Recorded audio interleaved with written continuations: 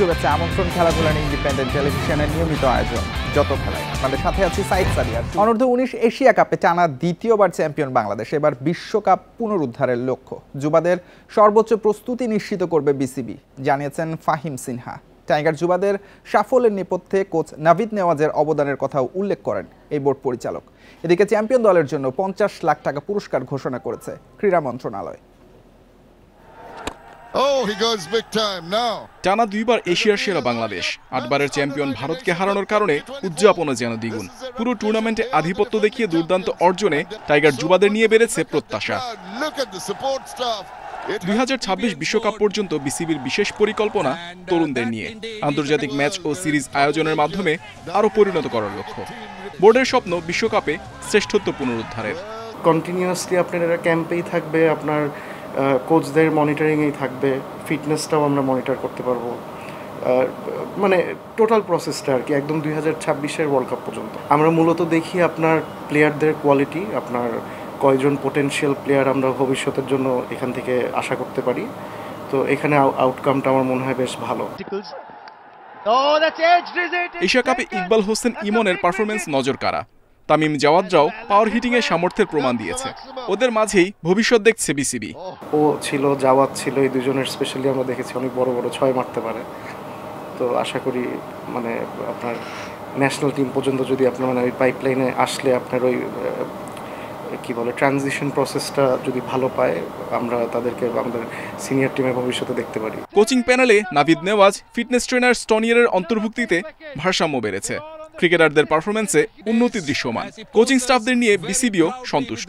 আমাদের প্রথম ওয়ার্ল্ড কাপটা এনে দিয়েছে, ওনার একটা অনেক বড় কন্ট্রিবিউশন এখানে কাভার আপ করা দরকার আর কি। মানে যে ল্যাকিংসগুলো আছে ওগুলো নিয়ে সবাই খুবই আপনার ক্লোজলি কাজ করছে। প্রতিভাবানদের জাতীয় পর্যায়ে তুলে আনতে বিশেষ গুরুত্ব বোর্ডের। সঠিক পরিকল্পনায় ভালো মানের ক্রিকেটার পাওয়া যাবে মনে করেন ফাহিম সিনহা। টিম যেগুলো আপনার ওয়ার্ল্ড কাপের জন্য target. Muhammad Nazim, independent news, Dhaka.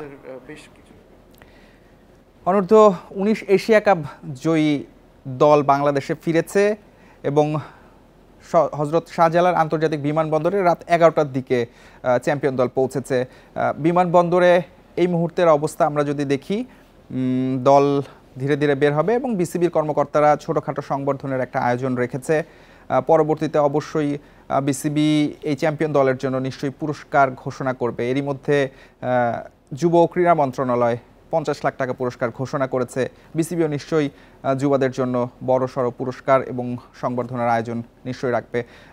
ভারতকে হারিয়ে বাংলাদেশ চ্যাম্পিয়ন হয়েছে, টানা দ্বিতীয়বার এই অর্জন, এবং এশিয়ার সেরা হওয়ার পরে বাংলাদেশের নেক্সট টার্গেট থাকবে বিশ্বকাপ পুনরুদ্ধার করা। এবং বিসিবি বলেছে তাদের জন্য সর্বোচ্চ প্রস্তুতির সুযোগ সুবিধা তারা নিশ্চিত করবে। বিশেষ করে প্রস্তুতি ম্যাচ যত বেশি খেলবে তাদের মধ্যে সেই আত্মবিশ্বাসটা বেড়ে উঠবে। এবং বাংলাদেশ দলের যে সমন্বয় আমরা এই এশিয়া কাপে দেখেছি ব্যাটিং এবং বোলিং পারফরমেন্সের, বিশেষ করে অধিনায়কত্বে আজিজুল হাকিম তামিম যেভাবে সামনে থেকে নেতৃত্ব দিয়েছেন, তিনি ব্যাটিংয়ে পারফর্ম করেছেন, বোলিংয়েও উইকেট নিয়েছেন, পেস ইউনিটটা বেশ কার্যকরী, স্পিনেও বেশ ভালো করেছে বাংলাদেশ দল। এবং ভারতকে ফাইনালে হারানোর মতো যারা 8 বারের চ্যাম্পিয়ন তাদেরকে হারিয়ে যে শিরোপা উৎসব, সেটা নিশ্চয়ই এই বাংলাদেশ যুবাদেরকে আরও আত্মবিশ্বাসী করবে 2026-এ বিশ্বকাপের জন্য।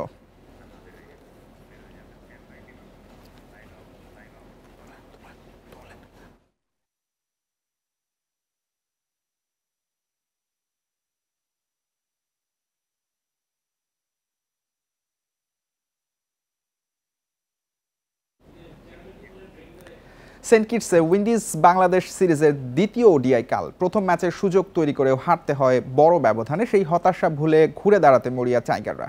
অন্যদিকে ধারাবাহিকতা রেখে আগেই সিরিজ নিশ্চিতের লক্ষ্য উইন্ডিজের। ওয়ার্নার পার্ক স্টেডিয়ামে ম্যাচ শুরু বাংলাদেশ সময় সন্ধ্যা 7:30টায়। উইন্ডিজের বিপক্ষে ওডিআইতে জয়রথ থেমেছে। সেন্ট কিটসে 5 উইকেটের পরাজয় তুলে ধরেছে বেশ কিছু ঘাটতি। ব্যাটিং প্রমোশনে মিরাজের ভূমিকা অন্যতম। 101 বলে 74 রান কি এখনকার সময়ে উপযোগী? স্ট্রাইক রোটেশনের সমস্যা রয়েই গেছে। মিডল ওভারে ব্যাটিং বোলিং দুটোই ভুগিয়েছে বাংলাদেশকে। বোলিংয়ে উইকেট শূন্য প্রায় 15 ওভার ম্যাচ হারে যথেষ্ট ছিল। একই ভেন্যুতে সিরিজ বাঁচানোর challenge. 295 is very good score for this kind of wicket. এই উইকেটে 294 রান জয়ের জন্য পর্যাপ্ত ছিল। আমরা পাওয়ার প্লেতে ভালো বল করেছি, এরপর মাঝের ওভারগুলোতে উইকেট নিতে পারিনি, এজন্যই ম্যাচ হেরেছি।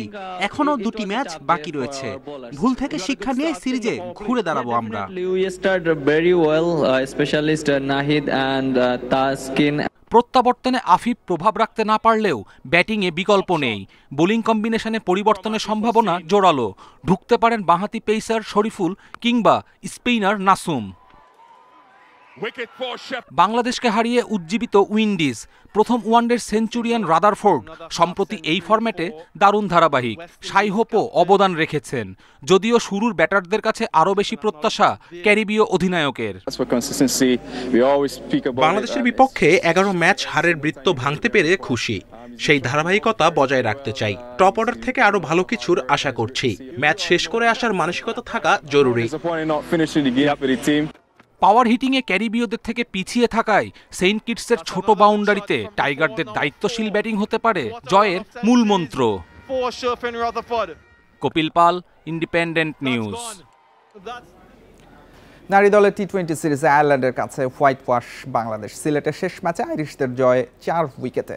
124 রানের টার্গেটে নেমে নির্ভর ছিল সফরকারী দল। ওপেনার অ্যামি হান্টারের উইকেট হারায় দলীয় 55 রানে। বোর্ডে আরও 8 রান যোগ হতে ফেরেন গ্যাবি লুইস। রেবেকা করেন 19 রান। শেষ ওভারে দরকার ছিল 15। দ্বিতীয় বলে ক্যাচ মিসে কপাল পুড়েছে বাংলাদেশের। টানা 3টি 4 হাঁকিয়ে ম্যাচ জেতান লরা ডেলানি। অপরাজিত থাকেন 36 করে। এর আগে বাংলাদেশের পাওয়ার প্লেতে আসে 49 রান। ওপেনার মুর্শিদা খাতুন ফেরেন 12 রান করে, সুপ্তা 34 আর সুভানা করেন 45। 7 উইকেটে 123 রান তোলে টাইগ্রেসরা।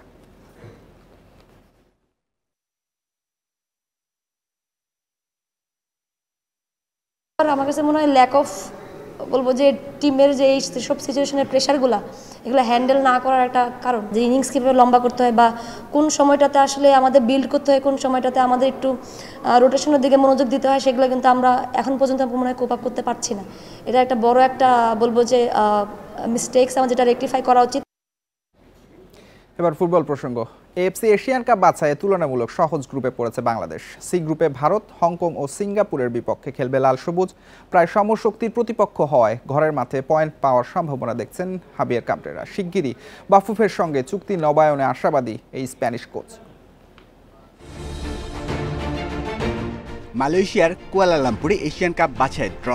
ফিফা র্যাঙ্কিং অনুযায়ী 4টি পটে 24 দল। বাংলাদেশ ছিল 4 নম্বর পটে। শুরুতেই পট 4 থেকে দল তোলা হয়। 3-এ নাম ওঠায় সি গ্রুপে পড়ে বাংলাদেশ। প্রতিপক্ষ ভারত, হংকং ও সিঙ্গাপুর। খেলা হবে হোম অ্যান্ড অ্যাওয়ে ভিত্তিতে। বিশ্বকাপ বাছাইয়েও একই গ্রুপে পড়েছিল Bharat, Bangladesh.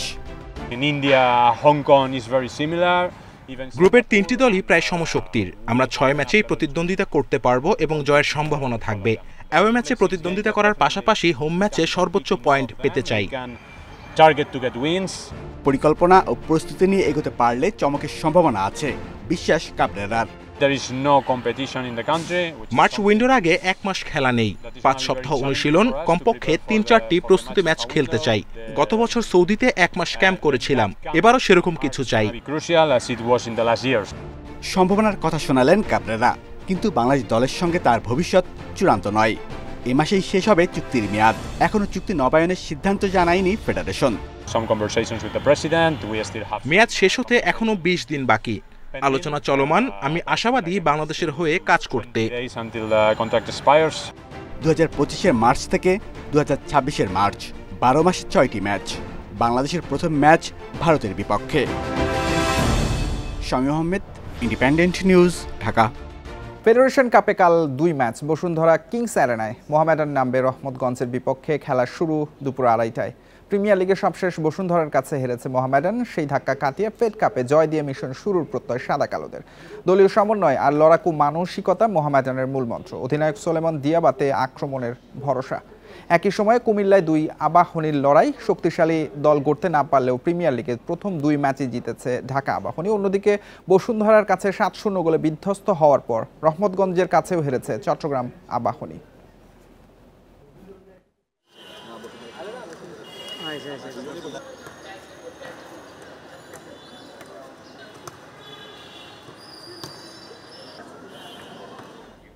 ICC champions trophy বাংলাদেশে ট্রফি ট্যুরের অংশ হিসেবে থাকবে 10 থেকে 13 ডিসেম্বর পর্যন্ত। মঙ্গলবার ট্রফি যাবে কক্সবাজার। সৈকতের লাবণী পয়েন্টে ট্রফি প্রদর্শন করা হবে বুধবার সকাল 10টা থেকে বিকেল 3টা পর্যন্ত। এরপর ট্রফি আসবে ঢাকায় বসুন্ধরা সিটি শপিং মলে। বৃহস্পতিবার ট্রফি দেখবেন ক্রিকেট প্রেমীরা। শুক্রবার মিরপুর হোম অফ ক্রিকেটে নারী পুরুষ বয়সভিত্তিক জাতীয় দলের সাথে সাবেক ক্রিকেটাররাও অংশ নেবেন ট্রফি প্রদর্শনীতে।